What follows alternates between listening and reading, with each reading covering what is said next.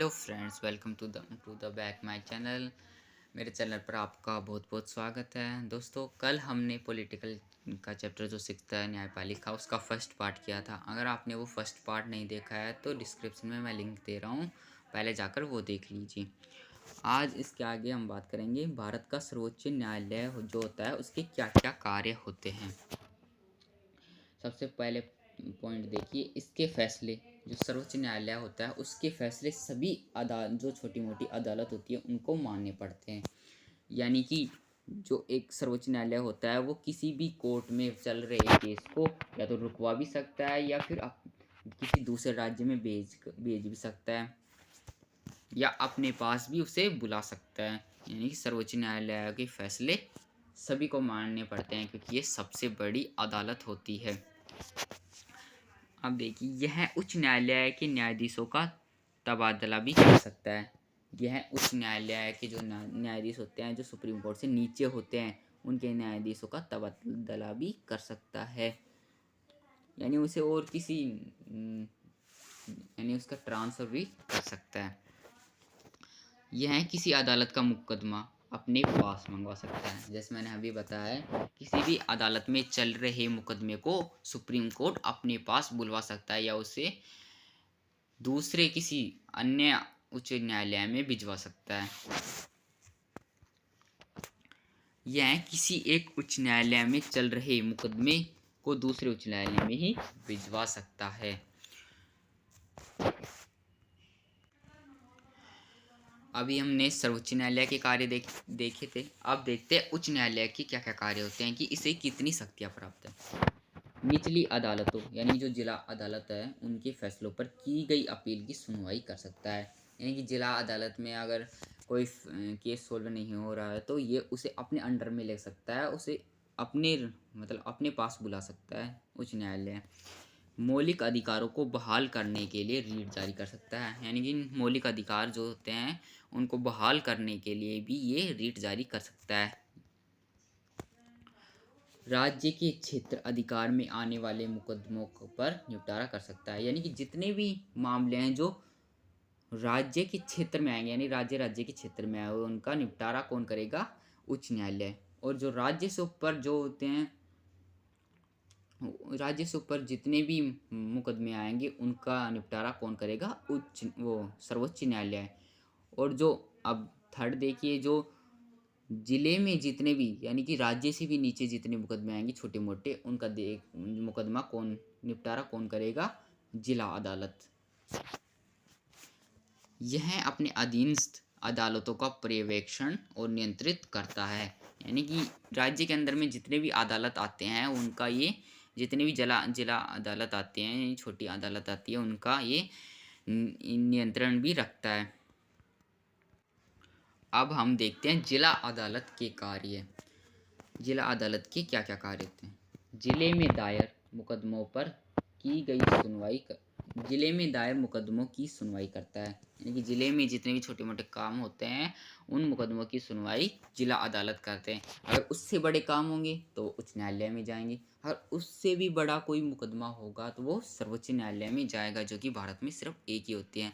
और जो सर्वोच्च न्यायालय के जो सदस्य हैं वो 34+1 35 है। वर्तमान में 35 है। ये 2019 में बढ़ाया गया, पहले 31 थे।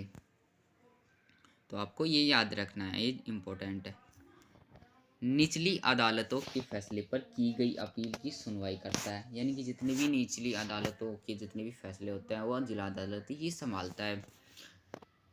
यानी कि हम जितने भी छोटे मोटे हमें जितने भी कार्य पढ़ते हैं तो हम कहाँ जाते हैं? जिला अदालत में ही जाते हैं, ना कि सीधे हम थोड़ी ना उच्च न्यायालय या सर्वोच्च न्यायालय में जा सकते हैं।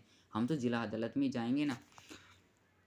गंभीर किस्म के आपराधिक मामलों पर फैसला देती है। यानी कि जो गंभीर किस्म के मामले होते हैं उन पर जिला अदालत फैसला करती है। अधीनस्थ अदालत का कार्य फौजदारी और दीवानी के मुकदमों पर विचार करती है। यानी कि जो अधीनस्थ अदालत होती है वो फौजदारी और दीवानी मुकदमों पर भी कार्य करती है। अब देखिए सर्वोच्च न्यायालय का क्षेत्र अधिकार। मौलिक क्षेत्र, पहले मौलिक क्षेत्र अधिकार देखते हैं। मौलिक क्षेत्र अधिकार का अर्थ है कि कुछ मुकदमों की सुनवाई सीधे सर्वोच्च न्यायालय कर सकता है। यानी कि जो मौलिक क्षेत्राधिकार होता है उनका अर्थ होता है कि कुछ ऐसे मुकदमे होते हैं जिनका सीधे सर्वोच्च न्यायालय, उनकी सुनवाई सीधे सर्वोच्च न्यायालय ही कर सकता है। ऐसे मुकदमों में पहली निचली अदालतों में सुनवाई जरूरी नहीं। यानी कुछ ऐसे मुकदमे होते हैं जिन डायरेक्ट ही सर्वोच्च न्यायालय में होते हैं, उनके लिए उच्च न्यायालय या जिला अदालत की ज़रूरत नहीं पड़ती। यह अधिकार उसे संघीय मामलों से संबंधित सभी विवादों में एक एम्पायर या निर्णायक की भूमिका देता है। यानी कि उसकी जो सर्वोच्च न्यायालय के पास एक उसका मौलिक क्षेत्र अधिकार है कि वो सीधे कोई भी मुकदमा सीधे दायर कर सकता है, वो उसे निचली अदालतों की आवश्यकता नहीं पड़ती। अब रीट संबंधी क्षेत्र अधिकार देखते हैं। मौलिक अधिकारों के उल्लंघन रोकने के लिए सर्वोच्च न्यायालय अपने विशेष आदेश रीट के रूप में दे सकता है। यानी कि जो मौलिक अधिकारों के जो उल्लंघन होते हैं उसके लिए सर्वोच्च न्यायालय आदेश दे सकता है, रीट के रूप में आदेश दे सकता है। उच्च न्यायालय भी रीट जारी कर सकता है। उच्च न्यायालय भी रीट जारी कर सकता है। इन रीटों के माध्यम से न्यायालय कार्यपालिका को कुछ करने या ना करने का आदेश भी दे सकता है। यानी इन रीटों के माध्यम से ये बता सकते हैं कि कार्यपालिका जो होती है, कार्य करने वाली, उनको कह सकते हैं कि कार्य करने का आदेश दे सकते हैं या फिर ना करने का भी आदेश दे सकते हैं रीटों के माध्यम से। अब देखिए अपीली क्षेत्र अधिकार। अभी हमने मौलिक क्षेत्र अधिकार देखा, अब अपीली क्षेत्र अधिकार देखते हैं। सर्वोच्च न्यायालय अपील का उच्चतम न्यायालय है। यानी कि सर्वोच्च न्यायालय ही अपील का उच्चतम न्यायालय है। यानी कि सबसे बड़ा न्यायालय सर्वोच्च न्यायालय है। कोई भी व्यक्ति उच्च न्यायालय के निर्णय के विरुद्ध सर्वोच्च न्यायालय में अपील कर सकता है। यानी अगर अब देखिए, अगर किसी व्यक्ति के साथ उच्च न्यायालय में अगर न्याय नहीं हो रहा है, यानी उसे न्याय नहीं मिल रहा है, तो वो सर्वोच्च न्यायालय में जा सकता है। लेकिन पहले उसे जिला अदालत या उच्च न्यायालय में जाना होगा, तभी वो उच्च न्यायालय में जा सकता है कि कह सकता है वो कि मुझे न्याय नहीं मिल रहा। तो ऐसा भी एक अपीली क्षेत्राधिकार होता है। लेकिन इसके लिए उच्च न्यायालय को प्रमाण पत्र देना पड़ता है कि हाँ, यह आपके पास आ सकता है, कि वह सर्वोच्च न्यायालय में अपील कर सकता है। अपीली क्षेत्र अधिकार का अर्थ है कि सर्वोच्च न्यायालय पूरे मुकदमे पर पुनर्विचार करेगा। यानी कि जो उच्च न्यायालय में जो मुकदमा चला है वो वापस वही मुकदमा सर्वोच्च न्यायालय में चलेगा। ये अपीली क्षेत्र अधिकार जो होता है वो सर्वोच्च न्यायालय के पास होता है और उसके कानूनी मुद्दों पर दोबारा जांच करेगा। यानी दोबारा जांच करेगी कि उच्च न्यायालय से कहाँ गलती हुई है, फिर उसे जांच करके वो सही फैसला लेगा। अब जो इसका लास्ट बनता है वो सलाह संबंधी क्षेत्र अधिकार। यानी कि सलाह का जो अधिकार होता है वो है।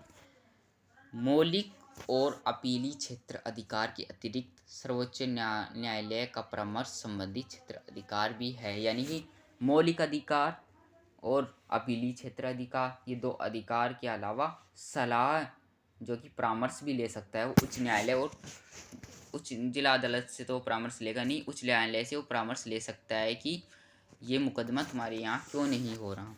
तो इस वजह से उसके पास ये 3 अधिकार होते हैं। सलाह संबंधी क्षेत्र अधिकार, सबसे पहले मौलिक क्षेत्र अधिकार, फिर अपीली क्षेत्र अधिकार, फिर सलाह संबंधी क्षेत्र अधिकार आपको ध्यान में रखना है।